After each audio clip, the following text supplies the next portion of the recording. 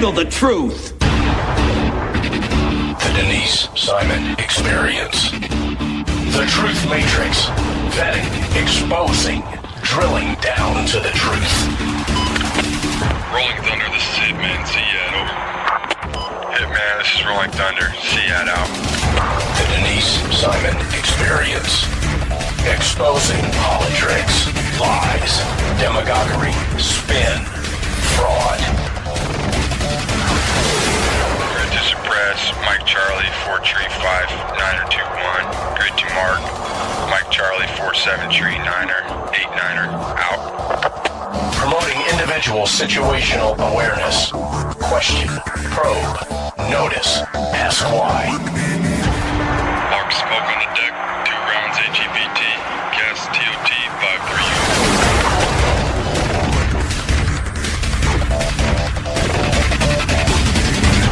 And now, the Denise Simon Experience. Welcome, ladies and gentlemen, to the Denise Simon Experience. Very happy that you could be with us. We're going to do a little bit of discussions here on education.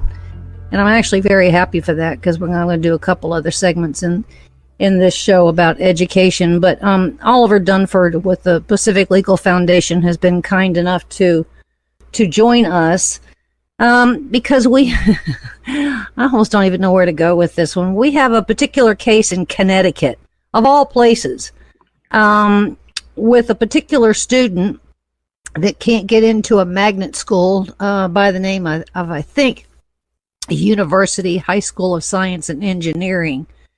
Gosh, Oliver, I hope I got that part right, but welcome to the show, Oliver. Thanks for having me. So there are magnet schools all over the place. I don't have a dog in the hunt anymore. My kids are in their 30s, and I remember magnet schools back when they were doing the whole high school thing. And I can't remember if there were any kind of quotas back then, but apparently we have a quota system now, right? That's right. 20-some years ago, the Connecticut Supreme Court ruled that the Hartford schools were too segregated, and they instructed the legislature to do something. And since that time, the state and the parties who brought that lawsuit have negotiated various stipulations, and some of those have been codified in Connecticut state law. And one of those requirements, or one of those pieces, was the creation of an inter-district magnet school system in Hartford, which means that magnet schools within the city and in surrounding suburbs can draw students from both the city and from those suburbs. But in order to keep their funding, the schools have to have at least 25% white or Asian students. And so the really pernicious part, though, is that if a school is at the 25% threshold, which means there are 75% Black or Hispanic students, if they admit one more Black or Hispanic student, then the ratio is thrown out of whack. And so instead of allowing those kids in, they leave seats empty, just to keep, just to make sure they keep that 25% white and Asian ratio. I read that in the article that they keep the seats empty, but I thought it was a misprint, so I wanted you to say it again. They keep the seats empty. Yeah, there are, we don't know for sure, we think there are thousands of seats. Thousands? Thousands in the magnet schools, which are, by all accounts, excellent schools, and better than the neighborhood schools that they would otherwise go to. And again, this is solely so that they can keep this arbitrary 25-75 ratio in those magnet schools. So we have a couple of things in play here. We have the governor, we have the school boards, and we have the legislature. And none of them seem to have an issue with this until poor Mrs. Robinson, not to make a pun on that one, but poor Mrs. Robinson wanted to get her son, Jared, is that right? Gerard, into the school. He was on the top of the list. Oh, Gerard, yeah, there it is. And the answer to that is no, because it would throw our quota ratio out of balance. True or false? Right. That's true. Well, except the governor has said he thinks this might be unconstitutional. But as of right now, he's under the mandate of the Connecticut Supreme Court ruling. So the state is following that ruling, which is why, on behalf of LaShawn Robinson and 6 other Black and Hispanic families, we filed suit in federal court to say that this system is an unconstitutional violation of our clients' children's equal protection rights. Gerard, as you said, had been on the top of the waiting list, and the way this works is they hold a lottery because the magnet schools are so successful. There are many more applicants than there are seats available, so they run a lottery. But the lottery is run as many times as necessary until they get to that 25-75 ratio. So in other words, they don't just run the lottery once, and if you are selected, you get to go to the magnet school. Instead, they keep doing the lottery as many times as necessary. It's like saying, I need to roll a 7 with my dice, but I'm just going to keep rolling it as many times as necessary and say that it's a random draw. And so Gerard was actually at the top, and if you don't get in, you're on a waiting list. And Gerard was on at the top of the waiting list, I think 3 years in a row, and so never got in. And again, rather than admit the extra Black or Hispanic student that would throw the ratio off, the schools just leave the seats empty. So we don't have fannies in a bunch of seats. Now, in a lawsuit, Oliver, the law firms on both sides, or the lawyers, team of lawyers on both sides, get to do what is known as discovery, correct? Well, we hope so. Just this week, we had an argument in front of the judge. The defendants, and as you said, the state and the school board, and then, interestingly, the parties that brought the original Connecticut lawsuit 20-odd years ago have intervened in this case, and they are defending the current magnet school program, the current ratio. And all 3 of those parties moved for what's called a motion for a judgment on the pleadings, which is basically asking the court to throw the case out, arguing that we don't have enough to go forward at all before we've done any discovery. We think that those motions will be denied and that we will be allowed to go forward with discovery. But right now we have not done any discovery. That's the next step. The reason I ask about discovery, Oliver, is because I would say Connecticut and this University School of Engineering and Science isn't the only school system / location across the United States that's having issues with ratios and quotas and lotteries putting fannies in seats and in desks. That's right. We know there's at least there's one case that I'm aware of in Minnesota for sure, and there are, as you said, there are other school systems like this. All right, so I guess the bigger point to my listeners here too is that you got a public school system, and then you got a magnet school system, and obviously the normal schools are kind of failing because, I mean, poor Gerard wasn't being challenged. He wanted to go to magnet, can't do that, and so we have a Department of Education, a U.S. Department of the federal agency, who I would think would be watching this one very closely. Hello, Secretary Betsy DeVos. Yeah, we hope so. I mean, this is nuts. It is nuts, and the as you said, the neighborhood schools aren't nearly as good as these magnet schools, which is proven by the fact that there are so many applications for these magnet schools. And as a result of the popularity of these magnet schools, and because a number of non-minority kids in the city go to the magnet schools, the neighborhood schools are even less diverse than they used to be. So even on the terms of the Connecticut State Supreme Court's ruling, it has had a negative effect on the neighborhood schools. And one of the ways that they run the lottery, they claim, of course, that it's not a racially motivated lottery, but we think that we'll be able to show that the result they want is to select students based on race. But what they do is they'll pick out some suburbs that have a high concentration of white and Asian families, and they will draw more students from those suburbs in order to try to guarantee the diverse lottery results. And what's happened since this has started is a number of Black and Hispanic families have started moving into those neighborhoods to improve their chances to win the lottery. So the whole system is just a disaster.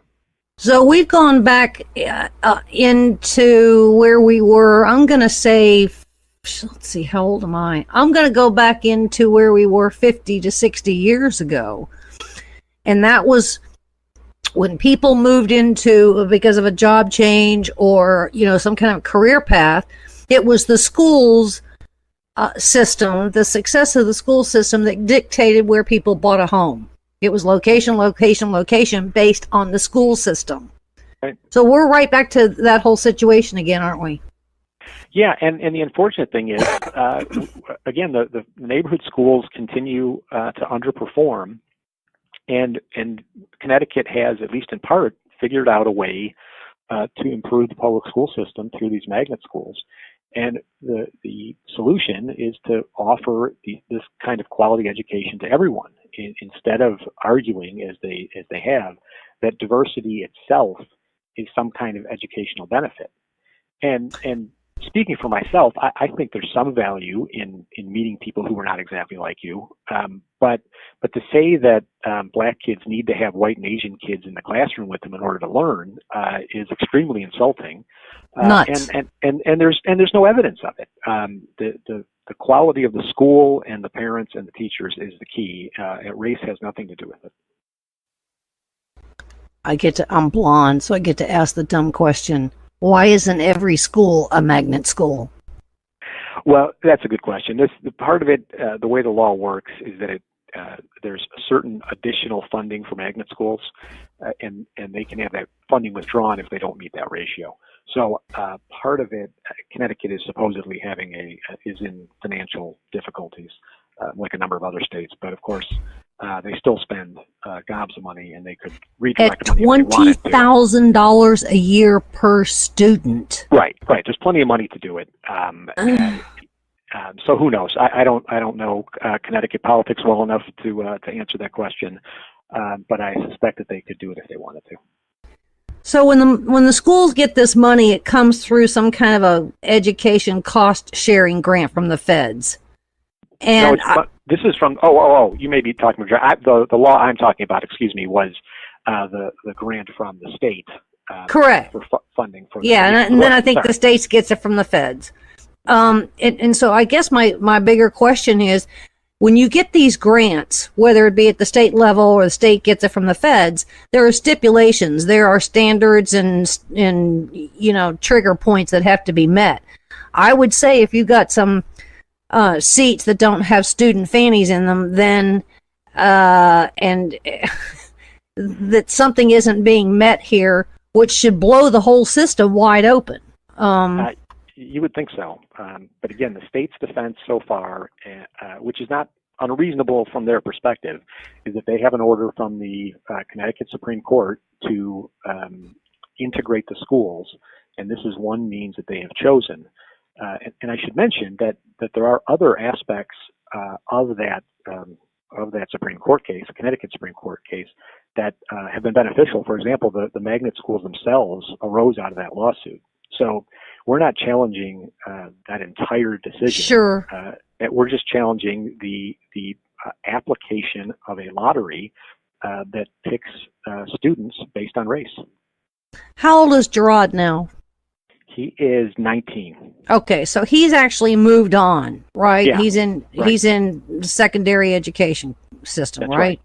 Okay. Well, he's not going to school right now, but he's beyond it. But he has 4 brothers and sisters who are still in the Hartford school system. Wow. And if you lose the lottery once, okay, but 3 times? Yeah. Now I should be clear. If we win the lawsuit, that won't guarantee that every Sure. minority student will get in. It just means that the lottery system will be race neutral. But empty seats will no longer be there. So there will be more Black and Hispanic students in the schools.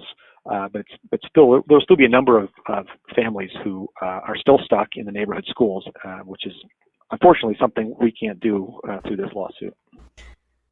Is there some kind of other overcrowding issue that is part of this? Because it seems like the state school board would be clearly resistant to having to retool their magnet school system, because I think there's some other things in play here, which, is the free and reduced lunches and having to maintain some number of teachers and all these other kinds of things. Something tells me that there's a bigger motivation here for why Connecticut has handled this the way it is. Are you expecting to see some of that in discovery if you do get to discovery? Well, I'm not sure about overcrowding or anything, but I'm sure there's other things involved. But our focus will be on the lottery and on the magnet school system itself. We think we'll find enough on that to, and frankly, we're not sure we how much evidence we need. The burden is on the other side. Mm-hmm. So we definitely need some discovery, because we need to know exactly what they're doing. But ultimately, it's their burden. So I should say that we need the evidence. We need discovery, but they need to show the evidence that what they're doing is appropriate. How many parents are you representing here? We're representing 8 parents. 8 parents, okay. And 2 of them are married, so it's 7 families that we're representing in this lawsuit. It's kind of and this is just in the Hartford school system, or is this? Is that the challenge that you're targeting on the Hartford system, or the state of Connecticut school system? Well, originally, the magnet school, the interdistrict magnet school program was just Hartford and its surrounding suburbs. Last year, the legislature enacted the same rule for all school districts. But our lawsuit right now is just focused on Hartford, but we are looking into challenging the new state law on its own. And aren't you guys lucky, because now you get to go up against the NAACP, who interestingly enough is siding with the school system, right? Yeah, the NAACP Legal Defense Fund and the ACLU. ACLU on the other side. Yeah, that's nuts. Again, the line is that diversity is a value on its own, and that diversity on its own improves education, and so they are defending it. And yeah, we're actually having a town hall with some of the lawyers on the other side next week. Joshua Thompson, who's the lead attorney on our side, and I will be out in Connecticut next week, and we'll be having a friendly debate on these points. So they'll be there, and it'll be interesting. Oh, is it going to be on YouTube? I think it will be. Are you do a Facebook Live thing on this? We might actually. I don't know, but that'd be fun. So the university high school is the magnet system. It's kind of, is it a college prep, or is that some? Yeah, it's a college prep. It's one of the magnet schools. There are a number of magnet schools in the area. That's one of them, and I think that's the one Gerard was interested in.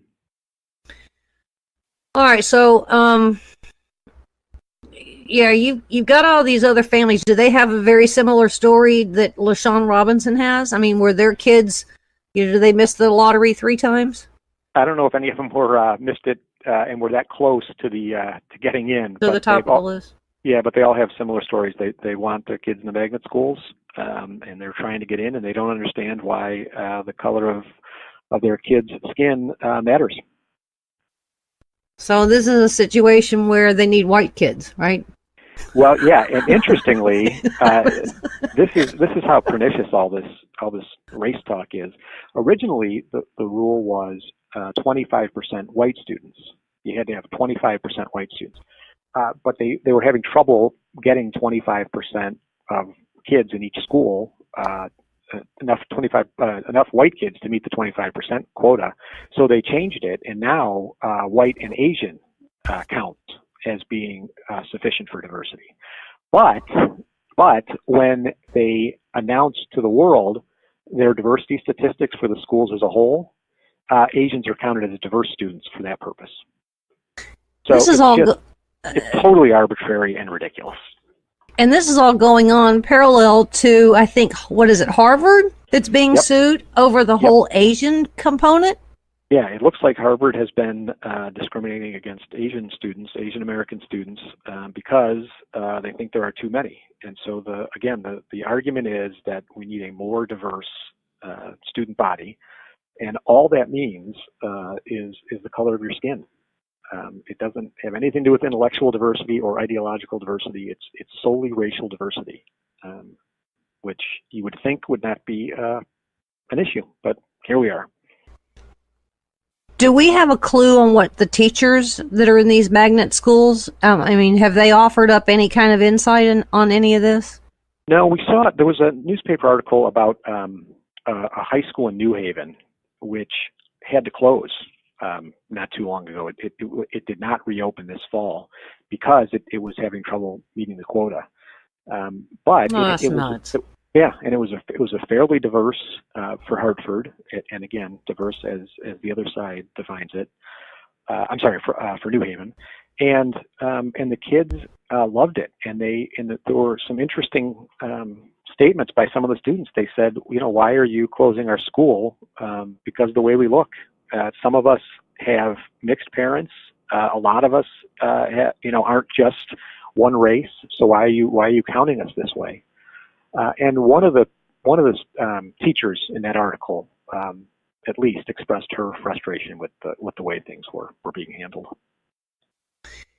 It would be very interesting to hear from more than one teacher to see, what really goes on in those classrooms when you've got empty seats, and really how the parents, speak to the teachers, and even the kids interact with the teachers. And even among them, the students among themselves, that the teachers can overhear, because there should be some great evidence there. Not that Pacific Legal needs to be, droning some casual conversations. Right. Oh, it would be interesting to hear. And the kids get it. I taught for a year, actually, a long time ago. I taught 7th and 8th grade. And the kids they know what's going on. Sure, they do. So they know they're being, it's an arbitrary system, and that some adult in some office is deciding what race they are, even as they said, even though they may be biracial or have lots of different races. It's just a pernicious system. What a convoluted system. And then, here we've got we got locations across the country that we've got major overcrowding. We don't have enough teachers. Kids are in, trailers. And, in Connecticut, they're closing schools because they can't fill them. Yep. Or they can't fill them with the right color. Yeah. I don't know. When you guys do a Facebook Live event on this one, or certainly film it. I hope you guys send the film to some TV media outlets, because this is a big deal, and I would say when it comes down to education, this particular one part of the case, it tells you where the failures are. Ladies and gentlemen, big huge round of applause to Oliver Dunford over at Pacific Legal. Thanks for explaining this one and bringing this to our attention. Thank you so much for having me, and check us out at pacificlegal.org. Indeed so. Ladies and gentlemen, there's more coming your way, so stay with us.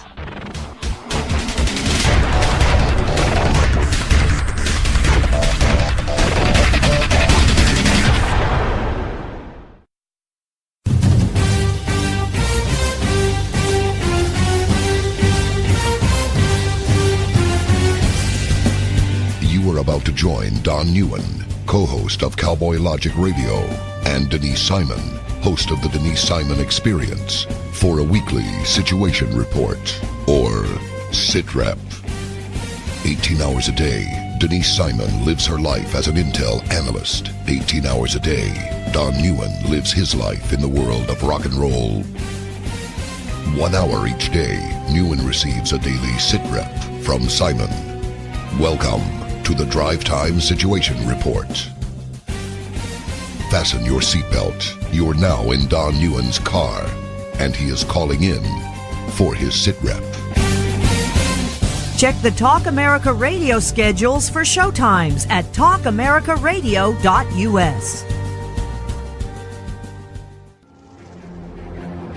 Let me talk to you, black people. When you vote for blacks and put them in office under the banner of the Democrat Party, please explain to me what black people get as a result.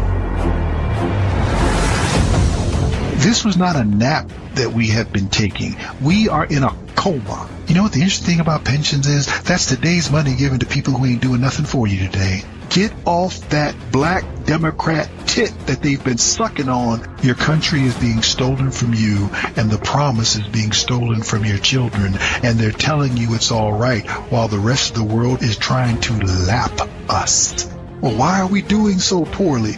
2 words: teachers' unions. Are you kidding me?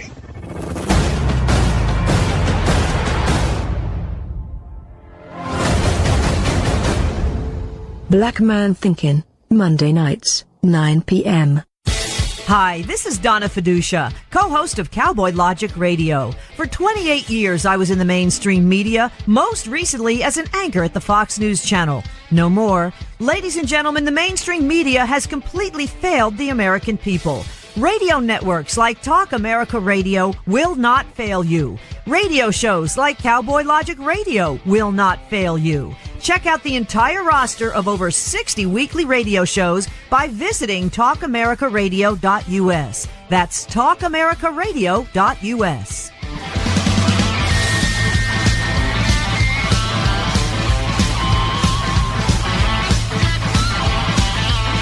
TalkAmericaRadio.us.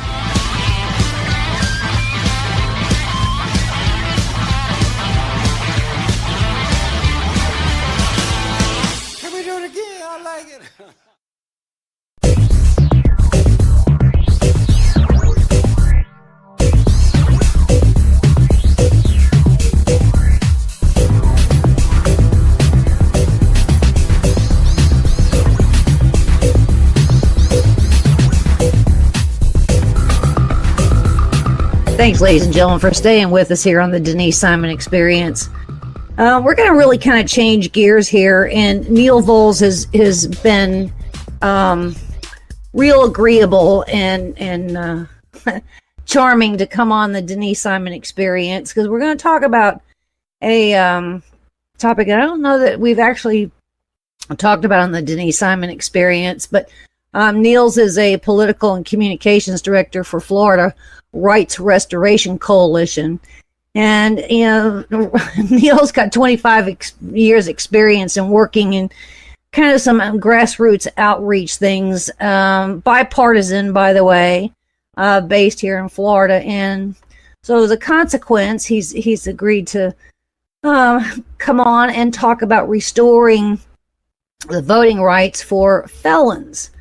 Now, it's not all felons, and that's actually a good thing. And I actually disagreed with this for quite some time, but then I have changed my mind over the years. So Neil's going to tell us a lot of what his work is about. So with that, Neil, thank you for being on the Denise Simon Experience and talking about this topic.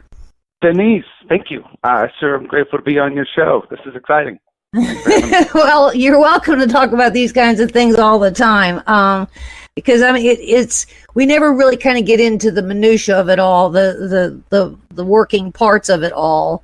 It just is a headline, and everybody just kind of rolls their eyes and goes, "Oh yeah, well, you know, it's just that these political parties want more voters." But that's really, I mean, it does do that, but it's not all that. And so, Neil, you get to kind of tell us about it. Well, I appreciate now, the Florida's got opportunity. Amendment 4, correct? Yes, and that is our solution to some of the problems that we've seen that have crept up in this space over the many years. And I really appreciate the opportunity to talk about it. I'm with you. It's one of those things where it's like I find that going on to somebody's podcast or talk radio show and really talk about it is a great opportunity to kind of dig in beyond the headlines and beyond kind of what the mainstream media is going to, you know, give you just a little bit of a opportunity to talk about some main points, and this gets into the heart of it. And if you appreciate the opportunity to talk about Amendment 4, and I bring it up, and I'm grateful to be on the show because I'm actually one of those folks who are impacted. 12 years ago, I was kind of successful in my field of work. I was making good money, and I was, doing things that I thought I could be proud of. But the truth is, I crossed some lines, and I made some decisions, and I got myself a honest services fraud charge for doing some stupid, greedy stuff. And I got a felony conviction in the process. And it really kind of rocked my world, changed things for me. I lost my house, and I lost my ability to work, and I ended up getting divorced and moving down to Florida. And I started to see, through my interactions with the system, things that just weren't working as well as they could for our communities and for our families, all while I was trying to deal with my own kind of stupidity and the shame of bad decision making and the guilt of the pain that I brought to other people.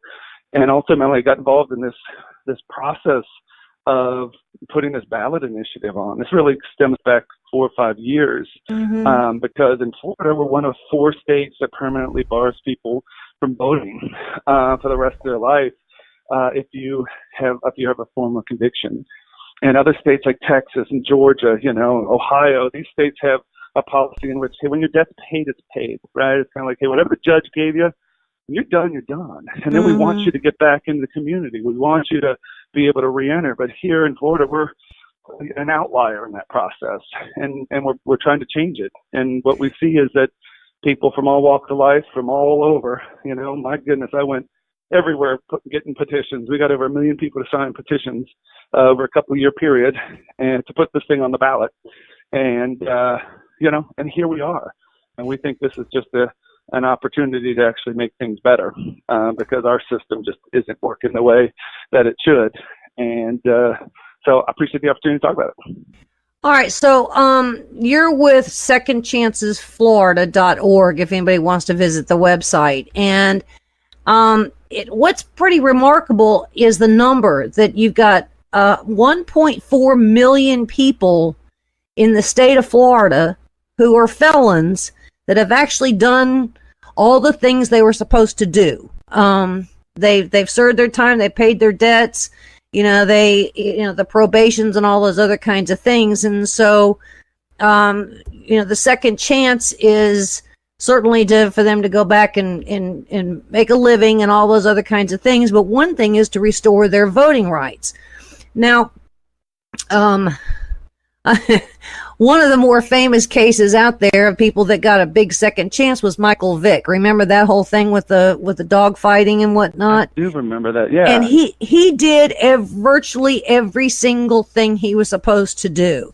And so I do believe in second chances, because you do things stupidly, whatever ages, especially when it comes to drugs. Or it may come to, some kind of shoplifting, or, but so there is a distinction on what the felony file really is. If it was a non-violent felony, I guess is the best way to put it, Neil. You correct me if I'm wrong. And they've they've paid everything, and they've handled all the piece parts, that their voting rights would be restored, correct? So it's not some rapist, it's not somebody that's murdered somebody, correct? Well, and I always kind of start with the story of how we got where we are, because I think it's about the people, right? It's about the movement of people who are working with the system that's just broken, right? It's been broken a long time. Like, this isn't a partisan thing, and I know that there are some people who try to make it that way, but it's been broken for a long time, and other states have fixed their system, and that's what we're trying to do. And so in the course of putting this together, we've been really close to just talking to the public and said, hey, how do you want to solve this? What's that look like? So you're right. It's we have a amendment in which, there's a restoration of voting, the ability to vote, eligibility to vote for people who have paid their full debt back to society, but does not include people convicted of murder, does not include people convicted of sexual felonies. And so it is one of those things where it's just it's built on this idea that, restoration's real and we can improve our communities by getting people fully integrated into it. But there is a delineation between kind of, who qualifies and who doesn't. Mm-hmm. So, and for me, one of the things that I've learned over time, and I'm a 25 plus year conservative Republican. I've been involved in conservative movement for a long time. And the truth is, I didn't have a lot of experience when I was younger with the criminal justice system, right? So I've learned a couple things. And one of the things that always sticks out to me that I try to bring up when talking to people is that if you go online and you do all the research in the world that you want to do, you go look at the left-leaning sites, the right-leaning sites, the middle sites, the university sites, any study that you want to look at, you'll find that it shows very clearly that when people are allowed to reintegrate into their community, right? Like think about prison reform and what President Trump's trying to do, mm-hmm. right? Like this idea that once you're done, we want you back. Like, 95+% of people are coming home. We want people to be able to reintegrate into the community. And so all the studies show that if you give people an opportunity, the ability to reintegrate, the quicker they can do that, the less likely they are to reoffend, right? So like the Florida Parole Commission did this study a couple years ago, in which they showed that they studied like 30,000 people, and they showed people who got their rights restored were 3 times less likely to reoffend, right? So a lot of people ask me like, hey, yeah, like how does this impact me? Or I'm not sure what to make of it. I usually bring that up because I said just as a way to kind of show that actually this could impact all of our communities in a really positive way. If we can take steps to actually reduce, crime, to reduce people who are reoffending, then that's less victims. That's less tax dollars we have to spend on that. That's and so sometimes it takes a little bit of time to kind of dig into these issues. And for me, I had to walk through it. As sad as that is to say, like I didn't necessarily, I would have been somebody who would not have necessarily thought about it that way and maybe read a news story with 8 paragraphs and never really got to think about, wait a minute, who are these people? Like in Florida, I'll shut up after this, but there's one other, like in Florida, 170,000 people a year get felony convictions. Of those people who go through that process and go sit before the judge, 75% of them do not get sentenced to prison. Right? So 75% of people who have, like you said, this is a drug-related incident. This is something that, a shoplifting, something that 75% of folks don't go to prison. And therefore you're sitting there going, well, then why 40 years later should they still not be able to be a full citizen in their community? Like something's missing there. And I think when we have the ability to really have a conversation, people from all walks of life end up supporting this. And that's what we've seen over time when we work to get it on the ballot is that, man, rural Florida, urban Florida, suburban Florida, north, south, like people who, especially those who are closest to the pain, from all backgrounds, they get it. And that's why we've been able to try and just kind of walk this out without really getting into the elected officials and the politics and all that kind of stuff. It's just Neil, I was kind of surprised that Florida is one of 4 states that have this. You've got all the other states that have some provision to restore their voting rights. I was really kind of stunned with that. I thought it was many more states. Florida wouldn't be really on the exception. So I was kind of stunned with that. But let me ask you this question. Where I believe judges, when they hand down a sentence, they like to hear from the felon at some point 15 years later, 10 years later, that whatever the judge's decision was on their case, there was success on the other side. And that they're not all judges are bad. Judges, hope that they try right then and there, I think, to really give a second chance. Some of these, cases that go before a judge, they may have been there 10 times, but there may be just one person that did something and it ended up being a felony and the judge is giving a second chance. They want to necessarily know 10 years later, did you kind of make all these corrections, and are you back into a whole citizen and back into society? They like to know that. But what about the governors? The governors actually already had the authority to restore voting rights, did they not, outside of a ballot initiative? Did I get that right? Yeah, so what part of like the system that I keep bringing up is the clemency process, right? So there's this bigger picture that, hey, we're one of 4 states that still says, hey, for the rest of your life, you're not able to have this restored unless you go through the clemency process. Correct. Right. So what happens is there is a process in which people can appeal to the governor. Right. And what we've seen over time is if they won't bother. That each governor then, so like the last 3 governors, we have 3 Republican governors who all behaved a little bit differently. And then before that, we had a whole set of governors, Republican and Democrat, who behaved a little bit differently. And so the challenge is the subjective nature of the process, right? It's all of a sudden we're not, it's not the rule of law, it's the rule of politicians. And I'm not in the business of, attacking elected officials and politicians and getting all partisan and stuff like that about any of their policy. But the principle of we're asking elected people to do the jobs that judges do, to your point, I think that, judges have the ability to dig into the discovery and the court cases, and sometimes they presided over the court cases. So they know. So this idea of, because I get asked a lot of different questions when we have conversations. It's like, well, what about this person or that person? And if you think about the role of the judge, like you did, like that's right on. Because if somebody's reoffending, right, well, then that means that they are going back to the judge.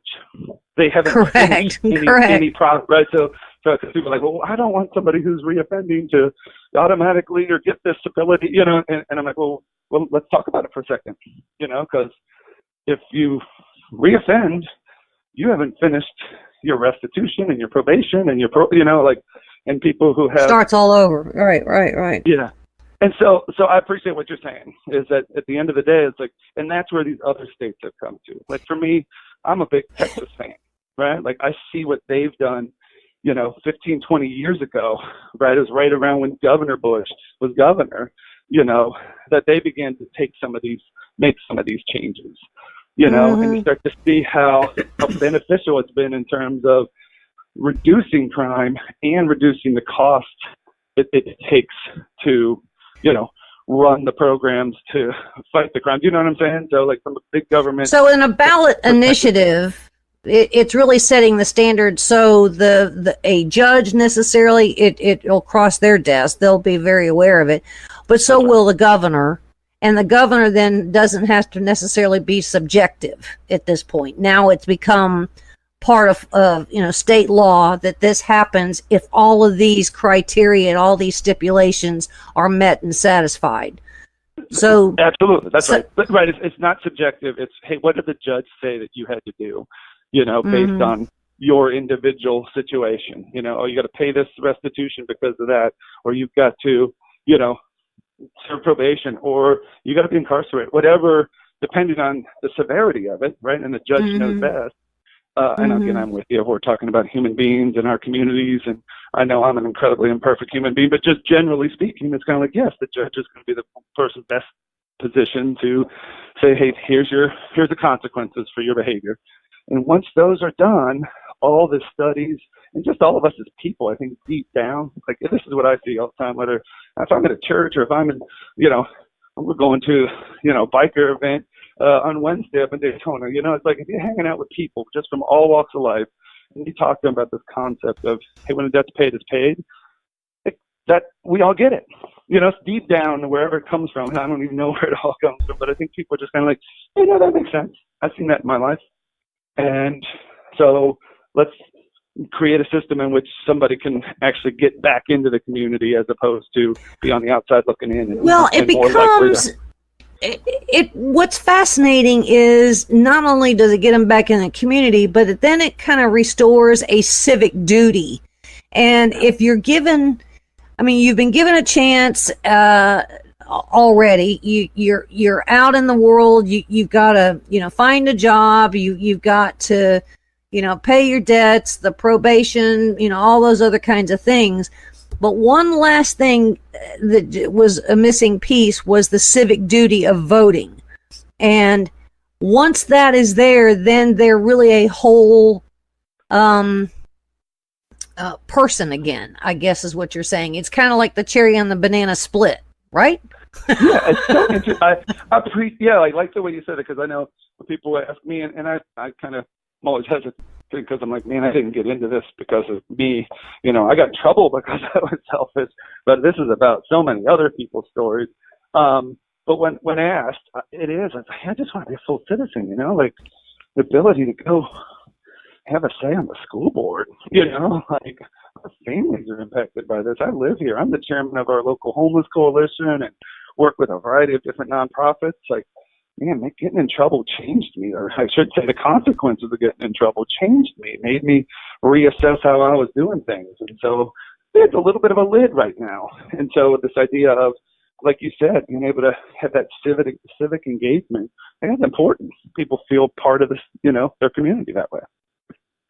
Well, they have a voice again. And I would say that once that sacrosanct privilege of voting is restored, then I think they tend to covet their path to wholesome goodness is probably a lot more important to them than, others that never went through any of this that we take advantage of, we kind of exploit. Yeah.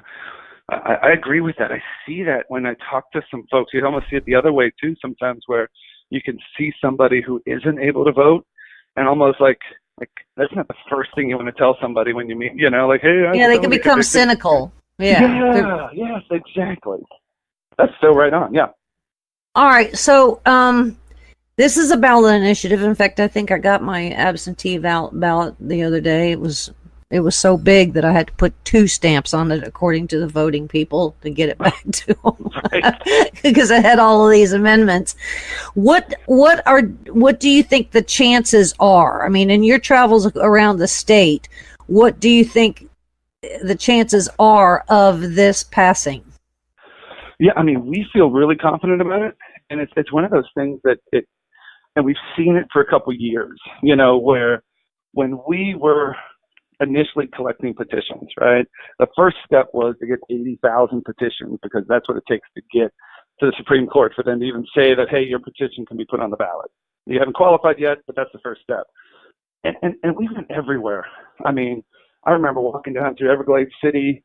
I remember being in Miami. I remember being at, Trump rallies in Fort Myers and Naples, and then up in Orlando. Like, everywhere we went, you could see that people would gravitate to this because they had an experience or somebody they knew was impacted by it.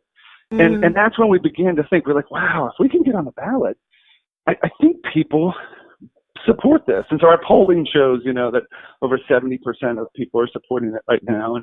And that includes over 60% of Republicans and 80% of Democrats and 70% of independents. And so you see it, that there is a broad, even in divided times, that when we think about people and not politics, that there's a real opportunity that we can get this passed.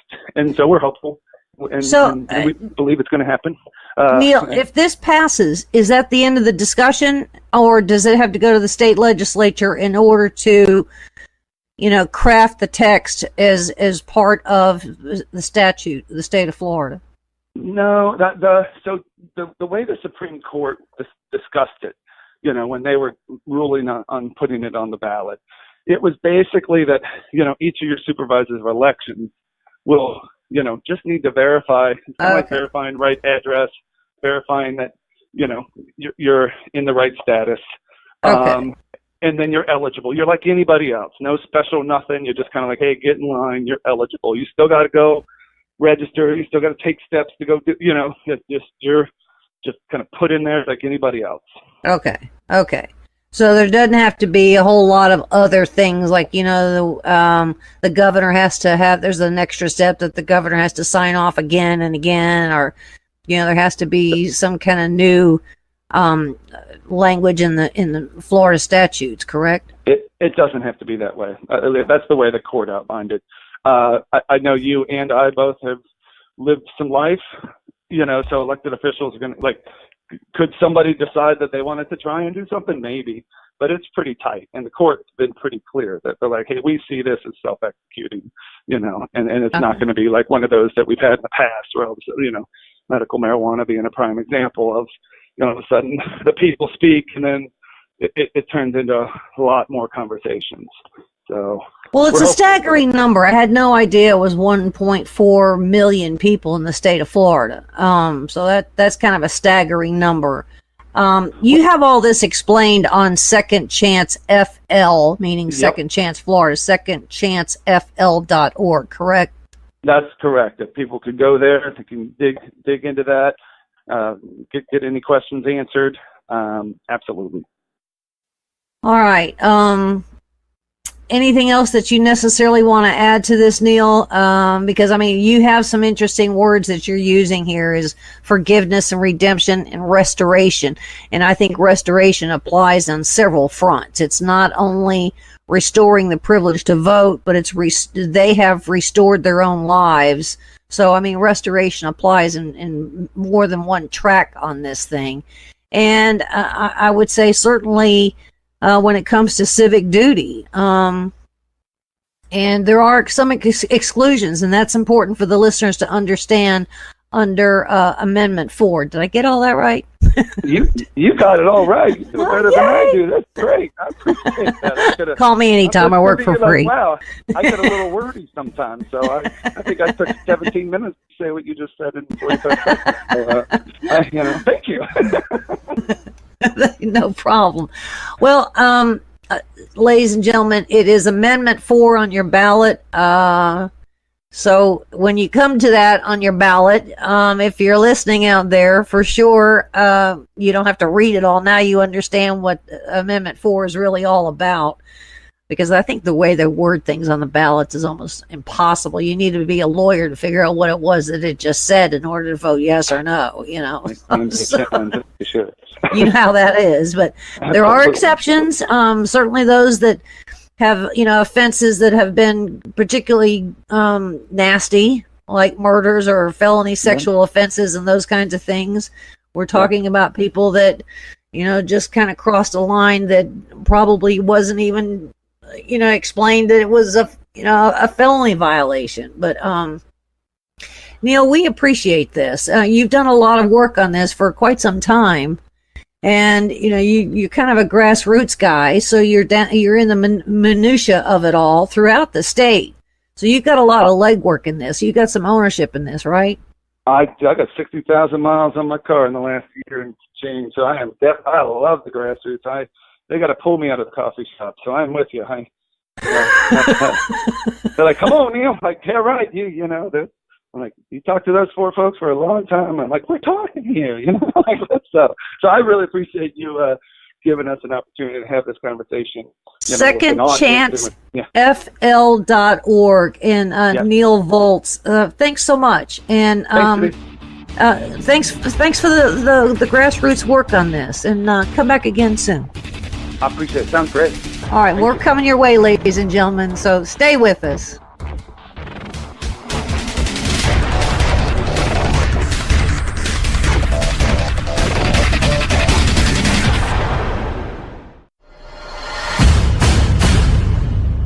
You can't handle the truth. The Denise Simon Experience. The Truth Matrix. Vetting, exposing, drilling down to the truth. Rolling Thunder, this is Hitman. Seat over. Hitman, this is Rolling Thunder. Seat out. The Denise Simon Experience. Exposing politics, lies, demagoguery, spin, fraud. Grid to suppress. Mike Charlie, 4 tree 5, 9er 2-1. Grid to mark. Mike Charlie, 4-7 tree 9er, 8-9er, out. Promoting individual situational awareness. Question, probe, notice, ask why. Mark Smoke. Smoke on the deck, 2 rounds HEPT, gas TOT 53U.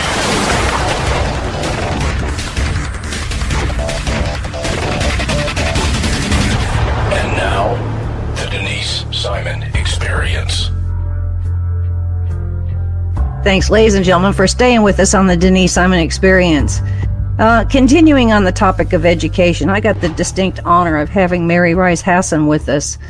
Mary's got quite the resume, and she's the proud author of a book titled Get Out Now, and I agree with that. And so she's agreed to come on and talk with us about public education and how Mary, it just got so stupid, hasn't it? It is. Thank you so much, Denise, for having me. And who thought we would be here, right? Not me. I often say that I don't have a dog in the hunt anymore, but I am a property owner, so I typically do have a dog in the hunt, and that's my tax dollars. Exactly. But my youngest son is in his early 30s, and I saw the education system with him. Not so much my older son.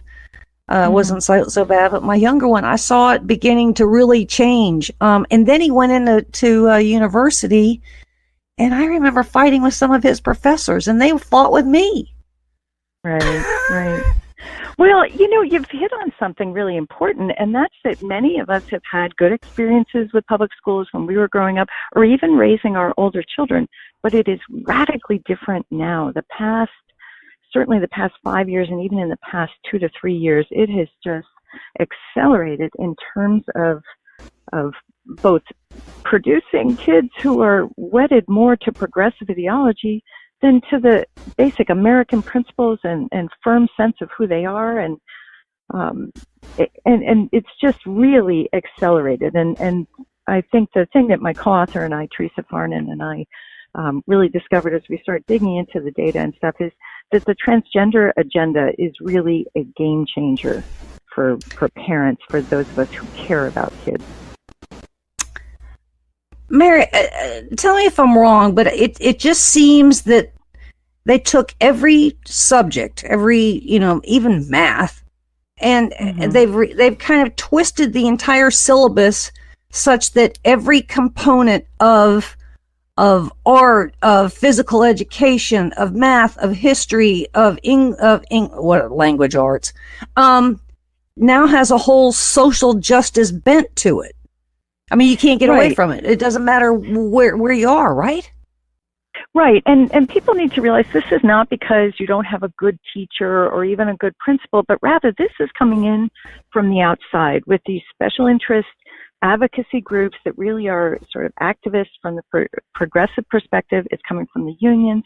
It's coming from the educational establishment, the National Association of Secondary School Principals, of elementary school principals, of school boards, of school counselors. All of them have bought into this kind of social justice ideology. And from my religious tradition, social justice is really important, but that's not what's really being integrated here. It's a progressive ideology with the label of it being a social justice oriented curriculum. Let me see if I can understand some of this too, and you need to correct me because I do sometimes get things a little twisted. It used to be that publishers were the target of the progressives, but now we don't really have publishers per se in the conventional sense. I mean, we do, but now things are not, you don't have to go get a textbook. It used to be when I was in school, and that was back with the dinosaurs, you could tell you had the same textbook as the kids 5 or 6 years prior to you because you'd sign your little name to the inside label, and you go, oh, I remember that person from last year, and I got your book.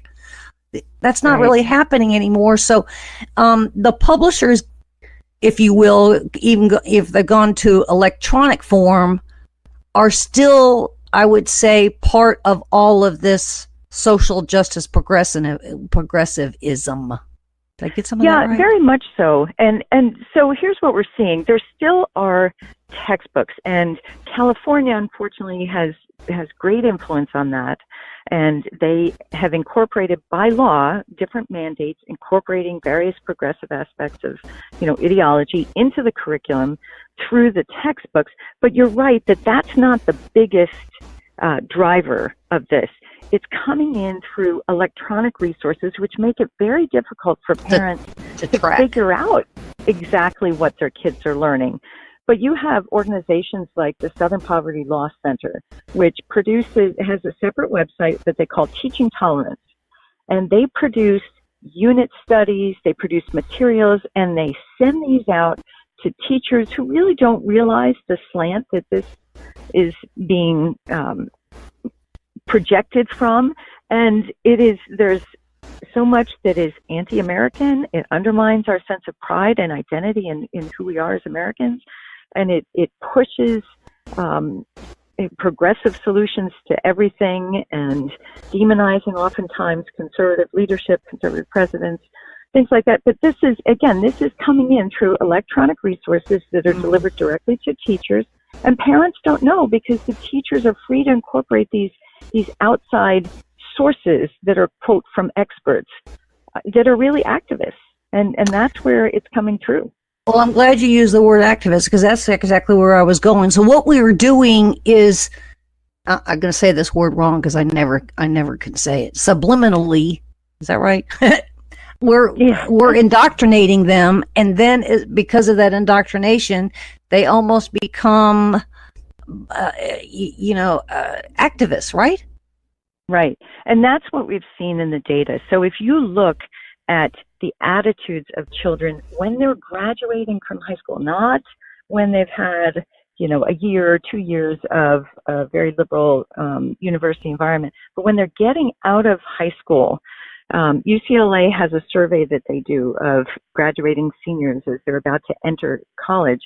And the current class, the 2016, the latest data that I've seen, shows that our high school students are the most liberal, the most progressive, the farthest away from those traditional American values and principles than any generation since the early 70s. So this should worry parents. This is not what most parents are expecting when they send their kids to the public elementary school and then middle school and then high school. They're not expecting their kids to be indoctrinated really with a certain political perspective, an ideology, and a viewpoint that leaves no room for faith values, no room for plain old common sense about who they are, no room oftentimes for patriotism. So we're seeing it in the numbers, and that's what parents need to realize. There's a tendency to think, well, not my kid, not my school, and yet the numbers say the percentage of kids who are identifying as conservative is about 1 in 5, and it's a small number. The number of kids who are identifying as liberal is closer to 1 in 4, 2 out of 4, almost 50%. And then you've got the moderates who are leaning left. But this is it's a trend, and parents are not even aware of it. You have to be terrified of the research that you have done. Such that it forced you to write the book. Right. It's a public service to us. The book Get Out Now. And I would say, Mary, that we've already proven the failure. We've proven the failure because you've got all these alternative education systems. You've got homeschooling. Mm-hmm. You've got magnet schools. You've got all of these other things that are happening, and then you got the whole tutoring industry that I think is kind of blowing up. So where's the Department of Education? And I guess even what's bigger is why aren't the state's education leaders going back to Washington and going, what the heck, Betsy? So here's the thing, Betsy DeVos has made some good changes, but most of this policy now is being driven at the state and sometimes even the local levels, yes, where we're seeing the local school boards are no longer responsive to parents. They're responsive to the unions, to the activist groups that lean on them and pressure them, and they're responsive to litigation.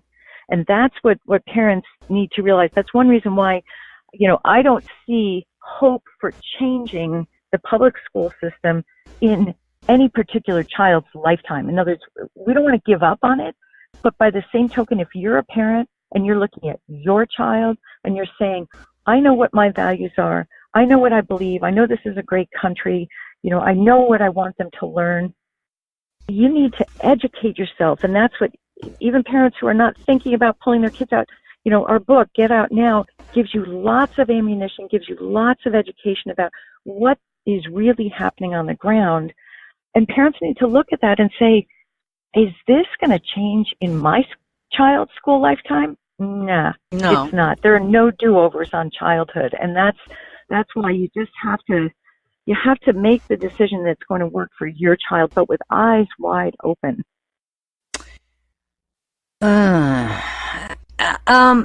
I'm not even sure that some of the parents, and I don't know what the percentage is, you might have a number closer than what I might have in my head, but some of these parents are, I would say, as poorly educated as their children. Right? Yeah. They don't even know what questions to ask. Right. And parents are understandably busy with, most parents are working 2 jobs, and they want to trust the teachers. They like the teachers, and they like the principal and things. But you have to dig deeper, because even a good teacher or a good principal really wears a straitjacket inside that school. Yeah. In other words, zero tolerance kind of stuff. Yeah. Well, and they may not have, in spite of their own beliefs and their own personal values, they are not allowed to bring those into the classroom. They have to adopt kind of the progressive line of tolerating everything, including everyone, in a way that validates all of these other viewpoints as being the truth. And yet the real truth is thrown by the wayside, whether it's the truth about our country or the truth about faith and God, or the truth about ourselves, that we're created male or female, and that doesn't change just because you want to call yourself a different name. The checks and balances, Mary, used to be the PTA, the Parent Teachers Association. Mm-hmm. At the beginning of the school year, every parent had to, go into open house, and we had to start coughing up money. Here's money for this, and here's money for that. And oh, by the way, you're encouraged to join the PTA. PTA's been neutered, haven't they? They have, and they've become basically a service organization where they just, they're in charge of organizing the school's 5K run, or the, approaching charities for different subsidies for different things for the kids and things like that. But they do not have a voice in what our children are being taught.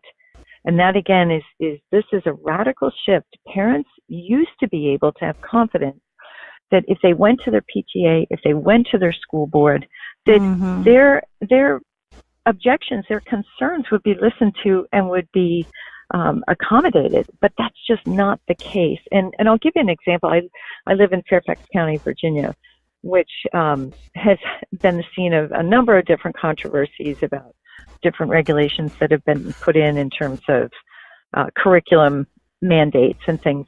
And the school board controls who gets to speak at the school board meetings. You have to sign up. They may have 15 slots, and each person gets 2 minutes. And in reality, the school board has already chosen the direction in which it's going to go. And so parents are understandably frustrated that their beliefs, their concerns are not being heard, and it's their child. Once their child walks through those doors, the parent has no control. None. Over what their child's going to learn. It's almost as though there needs to be a new Parent Teachers Association that sets up a booth that has parent teacher activists on campus. So when you have that car line in the morning dropping the kids off, and the car line in the afternoon picking their kids up, start passing out the stuff, I mean, I'm thinking there really needs to be some activism right on campus. Is that radical? No, that would be common sense, in the sense that you would think parents would have the right to educate other parents about things, but again, we've seen an intolerance, and if there's an objection that has to do with faith, or if there's an objection that has to do with LGBT stuff, that the other side is willing to use litigation, the court system, just to shut down even the free discussion of differences that people might have within a school. And so it's a very troubling thing, because, you know, I think most parents love their children. They want what's best for them. And yet when you lose control, once they go through, you can't control the books they're going to read from, or the resources the teacher brings into the class. You can't control the slant that material is being delivered with. You know, that's a problem. And we can, as I said, we can see it in the numbers, because the children of conservative and kind of middle of the road, good, ordinary, common sense Americans, their children are going through the public schools and coming out radicalized, coming out with values and beliefs far different from their own parents. And the parents, as I said, are kept in the dark. So they oftentimes don't discover it until too late, and there are no do-overs on childhood. Are there solutions to this, Mary? Yeah. And, you know, let me say one other thing. We've been talking about sort of what happens in the school culture and what happens in terms of ideology. This is before you even get to the question of whether the schools are delivering on their promise to educate our children in reading, in math, in writing, and those numbers are abysmal. Depending on the school system, you can the data from the nation's report card, National Assessment of Educational Progress, you know, shows that anywhere from a half to 2/3 of the public school student body is less than proficient in those basic subjects. And again, in some school systems, it's as high as like 90%. You look at the Detroit school systems and things like that. But for most parents, they overestimate how well their children are doing. They trust and assume that their kids are getting the educational value that they want. So you asked, well, what can you do? Well, certainly, you know, I would urge parents to really seriously consider pulling your kid out and finding an alternative solution that matches what you believe, whether it's a private school, whether it's homeschooling. There are now hybrid programs where you can use online resources and combine it with tutoring or combine it with co-op things. There are many, many resources. There's a rise in the classical school movement where parents are developing these schools that are based on a classical model of education that takes any child, no matter where they're starting from, and really teaches them with great results. So there are alternatives, and I urge parents to be careful about charter schools, because that, for many of us, that was presumed to be like the safe place. The place you find a good charter school and your kid's not going to have to deal with all of the ideological stuff that's coming through, or the poor education that's coming through the general public schools. But unfortunately, charter schools are public schools. And what we've seen is that the left is willing to litigate and to push charter schools to conform to even the most extreme ideological progressive aspects that are being, you know, pushed throughout the culture. And so charter schools are unfortunately, maybe in a safe haven now, it's not going to remain so. I'm seeing a trend where churches now are becoming huge mega buildings, and churches are now becoming education systems, which is almost replacing the old-fashioned parochial school, and I went to a parochial school a couple of times. Is that too a trend that you're seeing, Mary? Yeah, and frankly, I would encourage that. You know, if there are pastors, if there are people who belong to those mega churches who are listening, and your church does not have a school or an educational outreach, some way to support parents who are looking for an alternative, that's what you need to turn your attention to, because the result of kids going through the public school system is that we have increasingly a population of kids, a third of young people, who declare themselves to be nothing. Atheists, agnostic, and nothing. And so these churches themselves, as a matter of survival, they need to realize they need to have some influence on the next generation. And that's not happening with Sunday school or religious education an hour a week, or even a youth group an hour a week. There's too much coming from the other side. So pastors and church members really think, how can we support families to deliver a better education? And technology is your best friend in doing that. Well, it's actually, I think, a good idea because it creates some connective tissue with the churches, doing this such that they're bringing up another generation, perhaps, of those that would even attend a church. You always find those that, that parishioners and families and that kind of involvement seem to be more grounded and happier people, and they don't kind of get involved in all this activism nonsense. They just kind of keep their nose to the grindstone and do what is expected of them and be good for the community, right? Exactly. I think you captured it really well. One of the problems that we hear from a lot of people is that loneliness is such a problem in our society, and that kids who are in the schools are feeling either bullied, or they don't fit in, or they're isolated, right? And so it's hard to build community with these mega schools of 3,000 kids. I mean, that's like a small college, right, or more. And so again, the churches have such an opportunity to really foster in the kids of their own congregation, the families of their own congregation, that sense of deeper community. They can then be committed not just to the church, but to the larger community, and carry out different service projects and different things. But nobody's lost, right? Nobody goes unnoticed. Everyone gets connected in when you have smaller groups that are encouraged to form around a common set of values. Well, and they go on these trips, and they do some fascinating things on breaks and over summer, and even if they fundraise to travel someplace and go help out some other country. So I mean, there's some very good work that's done there too. Ladies and gentlemen, we've been speaking with Mary Rice Hasson, and she co-authored the book Get Out Now with Teresa Farnan. Why you should pull your child from public schools before it's too late. Thank you for writing this book, and certainly thanks for your time, your attention to this. I do want to revisit it with you from time to time because, again, I don't have a dog in the hunt, but still, our kids are next year's leaders. So. Thank you, Mary. And that's why it matters. Thank you so much. I really appreciate it. All right, more coming your way, ladies and gentlemen. Stay with us.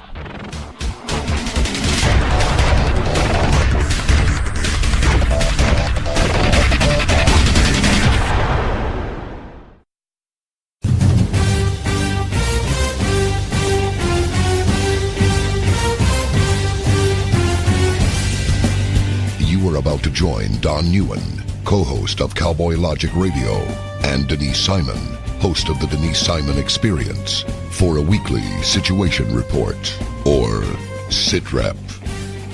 18 hours a day, Denise Simon lives her life as an intel analyst. 18 hours a day, Don Newen lives his life in the world of rock and roll. 1 hour each day, Newen receives a daily SITREP from Simon. Welcome to the Drive Time Situation Report. Fasten your seatbelt. You're now in Don Newen's car, and he is calling in for his SITREP. Check the Talk America Radio schedules for showtimes at talkamericaradio.us. Let me talk to you, black people. When you vote for blacks and put them in office under the banner of the Democrat Party, please explain to me what black people get as a result. This was not a nap that we have been taking. We are in a coma. You know what the interesting thing about pensions is? That's today's money given to people who ain't doing nothing for you today. Get off that black Democrat tit that they've been sucking on. Your country is being stolen from you, and the promise is being stolen from your children, and they're telling you it's all right while the rest of the world is trying to lap us. Well, why are we doing so poorly? 2 words: teachers' unions.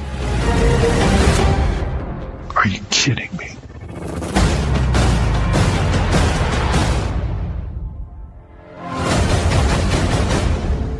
Black Man Thinking, Monday nights, 9 p.m. Hi, this is Donna Fiducia, co-host of Cowboy Logic Radio. For 28 years, I was in the mainstream media, most recently as an anchor at the Fox News Channel. No more. Ladies and gentlemen, the mainstream media has completely failed the American people. Radio networks like Talk America Radio will not fail you. Radio shows like Cowboy Logic Radio will not fail you. Check out the entire roster of over 60 weekly radio shows by visiting talkamericaradio.us. That's talkamericaradio.us.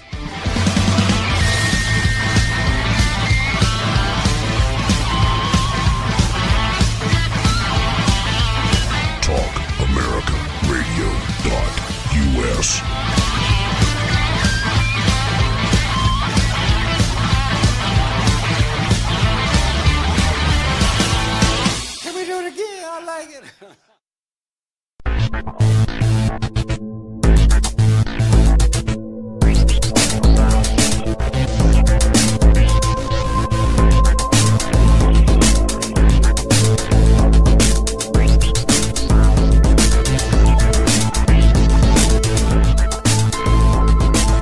Thanks, ladies and gentlemen, for staying with us on the Denise Simon Experience. We're certainly going to continue the topic of education. So I've got the distinct pleasure of having Melanie Kurdys with us. Now, Melanie is the research committee chair and leadership team for USPIE. USPIE has been with us many times before on the Denise Simon Experience. That's United States Parents Involved in Education.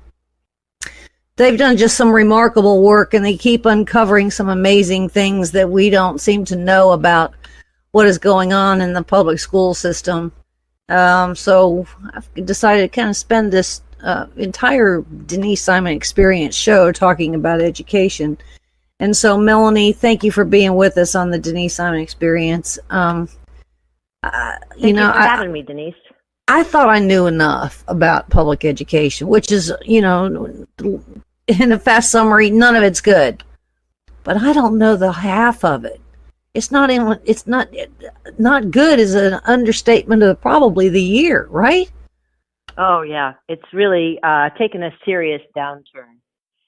Our teachers are poorly prepared for even the basic of teaching children to learn how to read. Most of our teacher colleges don't even teach teachers how to use explicit phonics to teach children to read. We quit using phonics a long time ago, I thought, didn't we? Well, there's been a lot of pushback. So what a lot of schools will tell you is that they do use a blended approach of phonics and whole language. But when you dig deeper into it, it's very superficial use of phonics, and it is nothing like the nationally renowned phonics instruction of, for example, Orton Gillingham, that now parents who have dyslexic children have uncovered and started using. But the fact of the matter is, explicit instruction works for all children. And if they were serious about being able to have all our third graders read at grade level by the end of third grade, so they're ready to move on to other studies, it could be done. But interestingly, it is not, and there's not even an intentional approach to trying to make it happen. And that's what really causes a lot of people who are involved in education to be suspect of the whole goal. Why are our children forced to attend public school if you're not even going to teach them how to read? Has there actually been a study, Melanie, where we are finding generation by generation, or I would say every 12th year, there's a study that shows where we are in education as compared to other countries across the world. It seems to me that we are failing such that other countries across the globe are going to be posturing their society, their culture, their education, their economic and financial status way above the United States on a competitive edge because we just are failing education. Did that make any sense? Well, it does. It's a tricky thing to look at studies that have been done. People who are want to paint a positive picture about public education will say, well, we're a country that teaches all our children. In many countries, weed out children who are less able. And so if you're comparing at 8th grade level or 11th grade level, some countries make differentiation and only the top tier students are included in the national assessments. Mm-hmm. So, that those, you can find those studies, but I find the most powerful explanation for parents is when you look at third grade readers, the books children were asked to read. And if you go back, way back, like to the 30s, the quality of the books the children were expected to read was really good. It was good literature. It was good, solid reading. And then we went through the 50s of, Dick and Jane, which really simplified a lot of the expectation. And where we are now, it's an even simpler expectation of what it means to read at third grade level. So what worries me is not only are we not passing the kids to the level that we set as a reasonable expectation, which is an easier expectation than ever in the history of our country. But so there you go. I mean, so the kids who are quote unquote able to read still are not able to read at a level that back before we had a federal Department of Education, before people were making this great claim that education was too important to leave to parents and local communities. We actually were doing way better back then. So comparing. The other thing about comparing with other countries, there's a very well-spoken Chinese American professor now, who talks a lot about the differences in American accomplishment versus other countries. And as we know, our accomplishment is in a lot of creativity, our ability to invent and discover. And some of the best inventions and progress have come from the United States. These are things you can't explicitly teach, even though those are on the goals of Common Core, for example. They talk about creativity and deeper learning, deeper thinking, all of those skills that truly are important skills. But the way we're teaching now, we've gone to the point where we think that you don't need to know anything to be able to think well. And in fact, that's exactly wrong. You can have all the clarity of thought you want, but if there's no content in your thinking, it's pointless. And in the United States, let's say, for example, you look at chemistry, or engineering, and you think about if you were to start a person to be an engineer without ever having taught them all of the discoveries of solid engineering principles, as well as engineering principles that were considered and discarded as their point of beginning, and said, oh, you can think very clearly, but we don't need to teach you any of these facts. You can just look them up as you need them. And you end up with bridges that fall down and buildings that fall down, and it's scary. It's scary where we could end up. So the point I'm making here is when you're comparing our achievement to other countries, it's really important for us to not fall into this common idea that every child needs to learn the same stuff. Sure. And that what we're trying to do is actually inspire children. And you need to teach them the basics of being able to communicate, read, write, speak well, and to calculate, add, subtract, multiply, divide, solve problems, that sort of thing. And then teach them Boolean logic, if then else, real cause and effect, and teach them. That's where the clarity of thinking comes in, but it comes in after they know some stuff. And then you keep compounding it, right? Teach them more stuff, teach them more logic. And that's where you get people who don't need to go to college, but they can invent a computer. Don't need to go to college, but have the world's greatest radio show. I mean, you know, right? There are great accomplishments people can do and have done in the United States without going to college. And not to say that college isn't a good thing. It's a good thing for people, those who want to take that direction, more learning. But the point is, we are doing a disservice to our young children in not creating a foundation. And the dilemma for me is why? Why is the leadership of our country not engaged in true education to sustain our country? What forces are at work that all the parents, either if you either know it explicitly or you feel it when you're in the public schools, why this disconnect? And what can we do about it? I feel like there's two things. One, it is unions, and the second is secrecy to cover for the unions. But that's just me. Well, I do think the unions have been a negative force. Do you know that the teachers union was designed on the model of the UAW, which, you know, is hourly job. It's not a professional job. And so they protect hours of work, pay, overtime, development, you know, those vacation, retirement, healthcare. But that's completely different than a union that is for professionals, like, for example, the pilots union, which they protect the right of a pilot to make decisions in the airplane.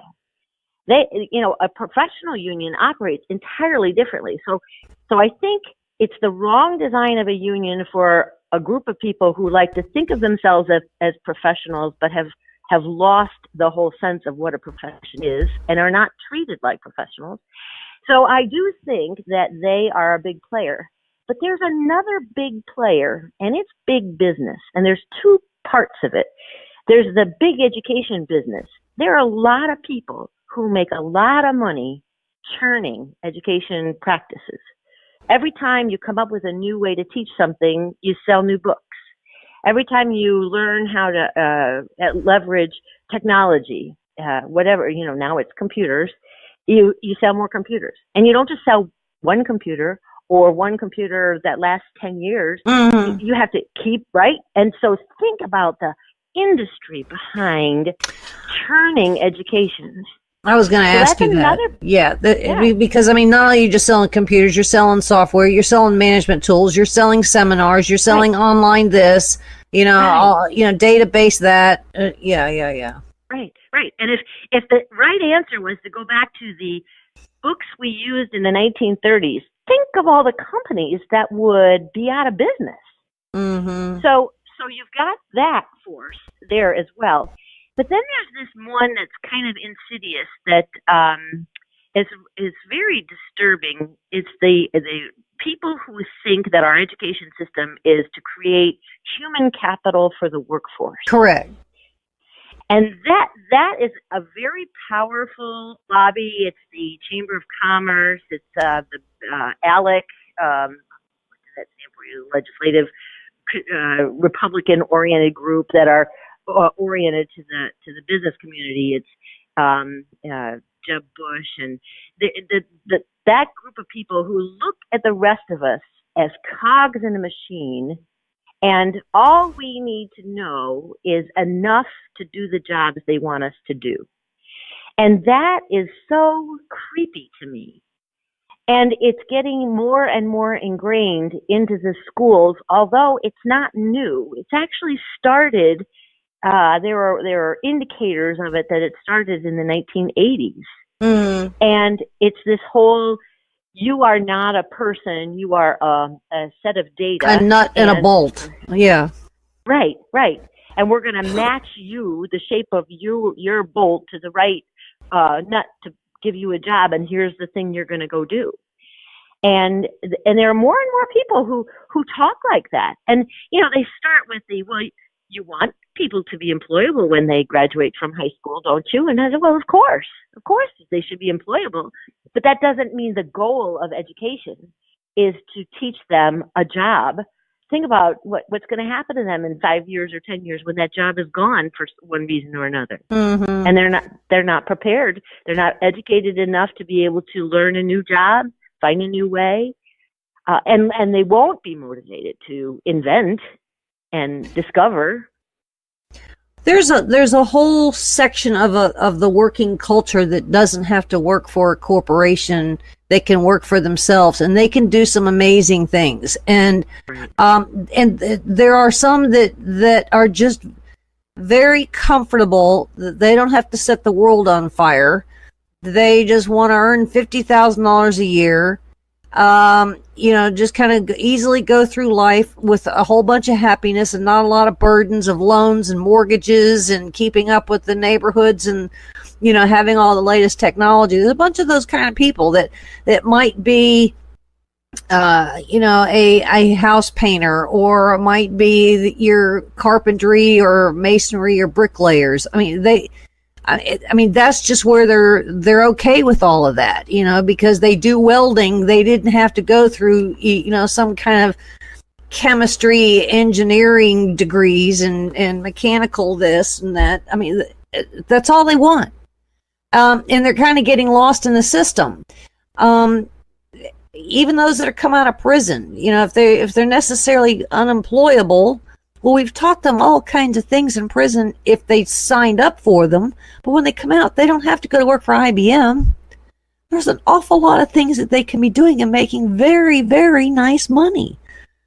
Right? Well, you're exactly right. And here's the point. Number one is it ought to be the individual's choice. You know, I had a mom call me, and her sixth grade son took a test through a counselor on, you know, here's what you want to be when you grow up. And she said she was not totally upset that he came home and told her that they told him to plan on being an over-the-road truck driver. I mean, that's obviously a solid job. We have a lot of demand for it.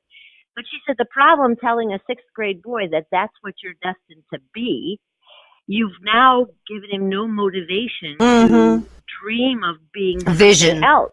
Right. And so, you know, that's the balance we have to learn to manage. That, you know, just because we have a lot of need for over-the-road truck drivers doesn't mean that you tell sixth grade boys that that's what they ought to plan to do. And the other thing that upsets me or disturbs me is public schools are taxpayer funded. The unions, one of the good things the unions have done, especially the trade unions, is develop training for their trades.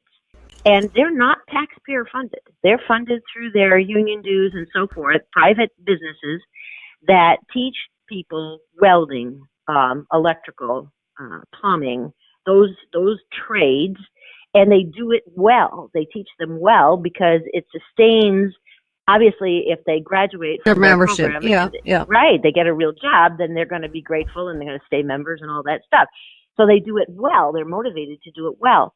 What offends me is that we have a lot of people advocating that the public schools should take over that training. And it's offensive both in that it undermines a private industry that has a right to exist, and certainly there can be competition, but it's not competition when it's taxpayer funded. So I think these are things that it sounds like a good idea, but if you don't think through the consequences of it, you bastardize the whole situation. Yeah, a lot of moving parts in that one. Yeah. Right. So I agree with you. I mean, I think it's really important. People who come home from the military service who want to try a different job, they should have training available to them, but it should be available through the private market or community college or, like I said, the trade unions programs or those kinds of things, or take a course on Yep. Right. Learning to write computer programs, all of those things. It doesn't have to be funded by the government at all, not even this public partnership sort of thing, because the minute you start mixing the taxpayer money into it, you're creating, it's so hard for us to take money away from a bureaucracy. Right. Yeah, right. And once you start it, which is sort of what the article that prompted your call was, our celebration, so to speak, of the start of the Federal Department of Education, which has a horrible track record in terms of accomplishment. It was actually signed into law in 1979, and since then, student achievement has not improved. But look at the cost. Look at the spending, not just federal, but state and local spending. Yes. Directed a lot by demands from the federal government, and what? We're very concerned about the quality of education. So I think people need to be very cautious. Another popular use of taxpayer money coming up recently is in terms, they call it school choice, but that would be vouchers or education savings accounts, so you can send your kids to a private school using your tax money. The problem with that model is that your tax money is actually tax money, which some politician is going to say, well, we are going to define the rules of how you can use that money, and we are going to monitor whether or not you're using that money well. So homeschoolers and private schools that have ventured into this game discover that all of a sudden they've got rules and regulation and paperwork and imposed on them, not to mention that their kids are pulled into the national data system and become part of the model we were talking about of human capital for the workforce. So, Melanie, by virtue of the fact that we've got a public school system, by virtue of the fact that we've got magnet schools, we've got private schools, we've got, some kind of a college prep type things. We've got all of these other alternatives in play tell you that public education into itself has failed because we've had to invent these other institutions, correct? Oh, yes. And you know what other industry is booming? It's the tutoring industry. Yes. Have you heard the radio commercials for Mathnasium and Kumon and all of these? And the reason they're growing is because the public schools do such a terrible job. I have a theory. I haven't actually been able to figure out how to test it, but I would bet that school districts with high student academic scores have a high density of tutoring programs.